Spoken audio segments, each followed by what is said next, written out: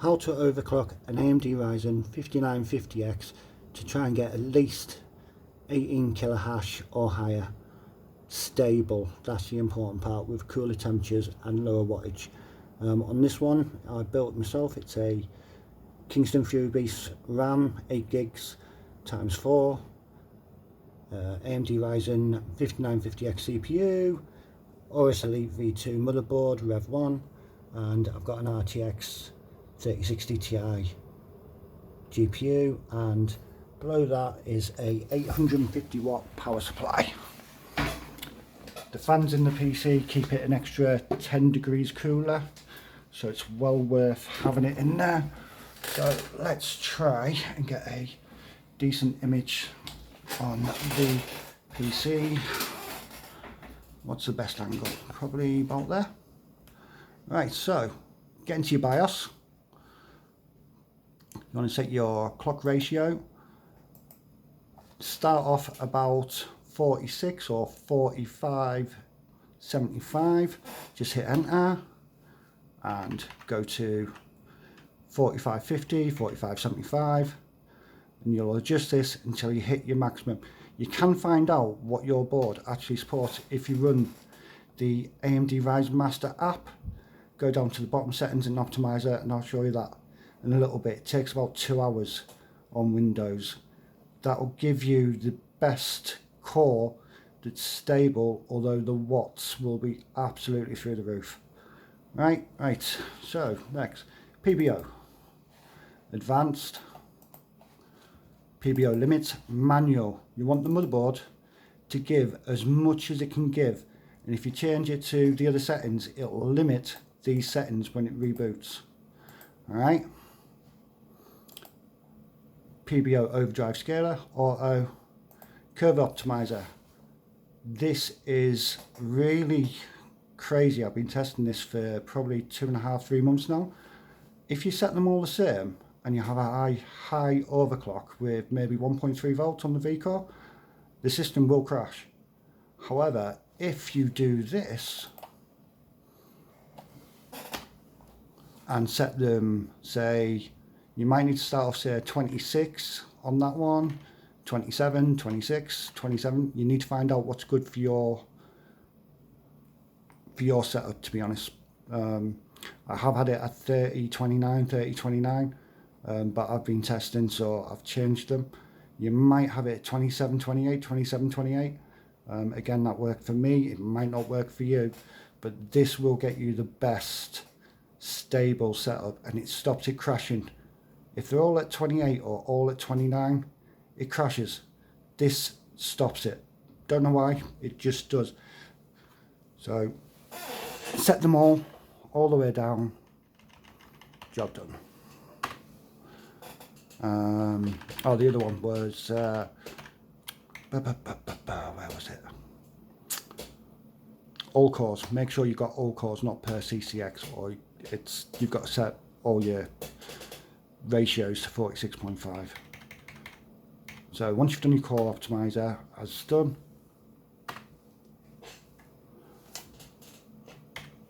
CPU boost override, positive, makes it go increased, so it's an extra boost.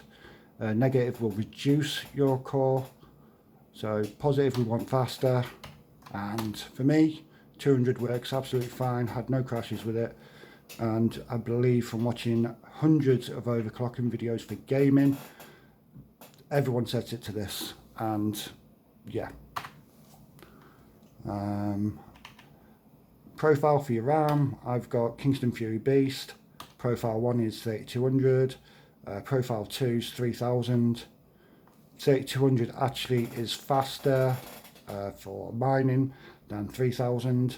Even if I custom the timing on the CL down to 14, it reduces the hash rate for me. So my testing is keep it at the standard XMP profile. Job done. Don't touch anything else. Don't mess around with the advanced memory settings unless you've got really good DDR, which if I had, I probably would, but for standard stock, what you bought from the shop, set it to the XMP profile, you will save yourself a lot of hassle. VCore gamers will overclock this up to 1.45, some higher. God, I hate to see their liquid cooled setups because that would be so nice. For me, when I've ran AMD Ryzen Master and done the overclocks on optimizer, it's actually gone up to 1.454, I think it was. So, you know, I'm well lower than that. 1.34, but you have to set it. If you don't tweak this, it crashes. So set it at about 1.3. If it crashes, go up a little bit. If it crashes, go up a little bit more. Once it's stable, leave it. We can adjust it later. We can tweak it back down. These are the settings that you adjust to. You're going to adjust your clock ratio, your VCore, everything else, curve optimizer. Once you've set that, job done. You will find out in the Ryzen app what your curve optimizer is capable of if you do the optimization, which takes 2 hours. I did that and I found that my clock ratio was 4700 stable on all cores, with the curve optimizer 30 on all cores. However, when I'm mining, it's 4650 on the CPU ratio, and the settings for the curve optimizer, as you can see, that's stopped it from crashing. When I had them all at 30 or 29, 28, 27, 26, I couldn't get anything stable unless I was as low as 23, 24 on all of them. So doing it this way, I'm getting a higher clock rate and it's stable. Alright, what else? So just to show you there's nothing else changed. Bum, bum, bum. Right, they're all auto barring the CPU vCore, advanced memory, nothing changed whatsoever. Virtualization you do want to disable, but I'll find that in a minute. So there you go, virtualization is there, SFP and disabled. This gives you an extra, say, 2 kilohash, 3 kilohash. You might have stock CPU and find out you're only getting 13 kilohash. By disabling that, it actually gives you a little bit of a boost, but you're still high watts. So there you go. AMD overclocking, you can do it this way, but I've done it all on the first screen, whereas Gigabyte OS allows you to also adjust it in here. And again, you'll see the settings are exactly the same. And throttle, you can set it if you want to for your temperatures. What it'll do is it'll throttle down your CPU a little bit if it goes above a certain temperature. If you click manual, it'll ask you for the temperature, which is there. I'm on water cooling, and to be honest, it makes a huge difference, water cooling. So, and again, everything else, eco mode disabled, and PBO is advanced. Is there anything else that I've missed? Manual CPU overclocking, again, I haven't touched anything. As you can see, it's just standard because everything's done in the first screen. It sort of gives you the best of two worlds because it's registering that you're overclocking but keeping the board features as well. So let's just escape. Miscellaneous, was there something else in there? Nope. Right, that was everything. So let's just go across to always save your profile. Give it a name.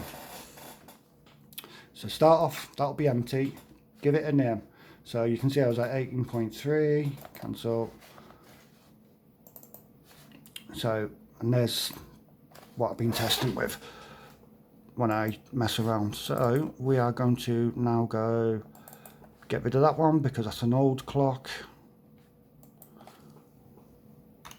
Save it, name it, date it. You know that your last date is the best one. Yep. What are we on? Feb 2024. And we are, what, 28th, 29th, 29th.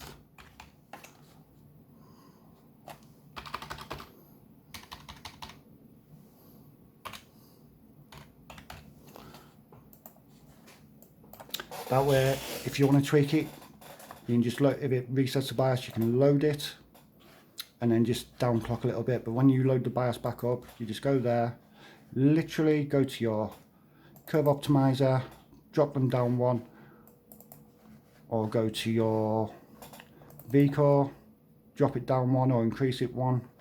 Just doing little steps at a time, and that's it. Right, let's get out of here.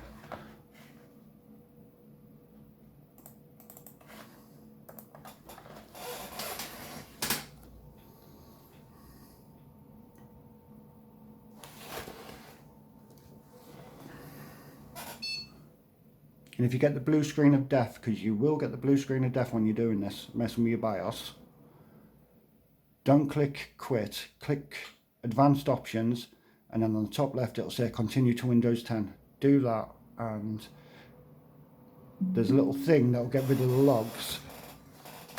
All you do is type in on the search maintenance, M-A-I-N. And it will say security and maintenance. So if you've had the blue screen of death, click maintenance and just click start maintenance.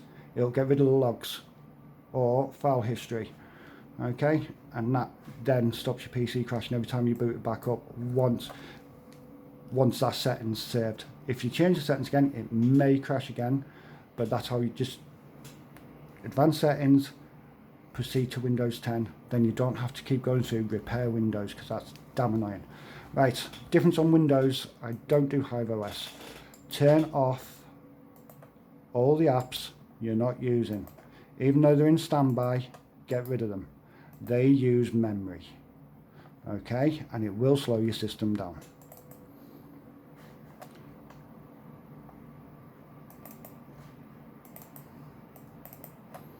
La da da da. And we're currently, my children choose these, so don't laugh at what we're mining.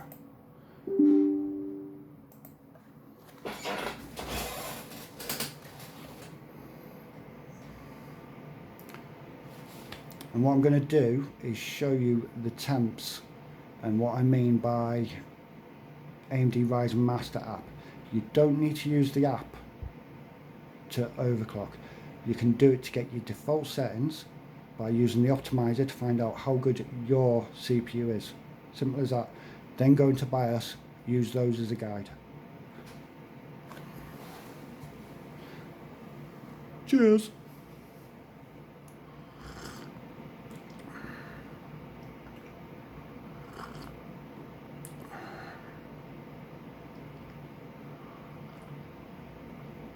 And just remember, if you're on a mineable and it's saying, oh, you're at 5 kilohash, 7 kilohash, it takes a full hour before it gives you your average, usually an hour and a half, before it gets to the full report speed that XM Rig will be giving you. And there you go, boys and girls. I've had it up to 19.6, but it wasn't stable. I'm going to keep testing, see if I can get it a little bit higher.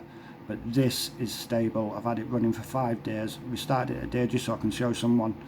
That's stable. Yep. Unmineable will fluctuate between 17.6 and say 21 and a bit, I think, is the highest I've had. As its reported hash rate, again, averages out at 18.6, 18.8. This does go up to 18.9 once it's stabilized. So, while that's running, I'm just going to reduce it, close that. AMD Ryzen app.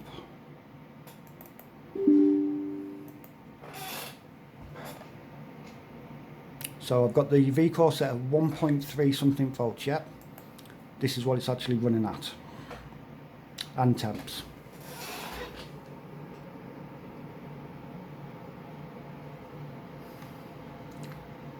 Yeah, 143. It's not bad, that will settle about 148. And what you're looking for is no bouncing on your cores.